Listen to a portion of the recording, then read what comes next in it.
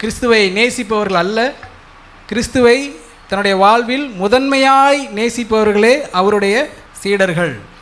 இதில் வருத்தகரமான விஷயம் என்னென்னா, நிறைய பேர் கிறிஸ்துவுக்கு மேலே நம்ம நிறைய பேரை வச்சுருக்குன்னு சொல்கிறோம், அதெல்லாம் நமக்கு தெரியும். ஆனால் நான் இதை இன்னொரு விஷயம் பார்த்தேன் அப்படின்னா, கிறிஸ்துவுக்கு மேலே நம்முடைய எதிரிகளெல்லாம் நம்ம வச்சுருப்போம். அப்படின்னா என்ன அர்த்தம்?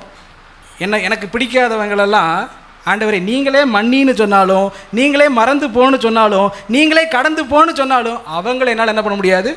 மன்னிக்க முடியாது. அந்த கசப்பு என்னை விட்டு போகாது ஆண்டவரே. அப்போ ஆண்டவர் கீழே நம்முடைய எதிரிகள் முதன்மையான இடத்தில் இருப்பார்கள். ஆனால் எனக்கு மன்னிக்க விருப்பமில்லை, மன்னிக்க முடியவில்லை, மறக்க முடியவில்லை, வழிகள் ஆற மாட்டேங்குது.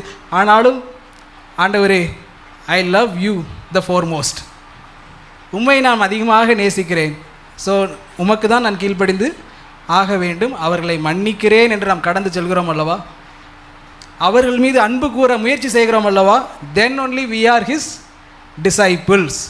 அதனால தான் 27 வசனம், தன் சிலுவையை சுமந்து கொண்டு, இப்படித்தான் நம்முடைய சிலுவையை சுமக்க வேண்டும்.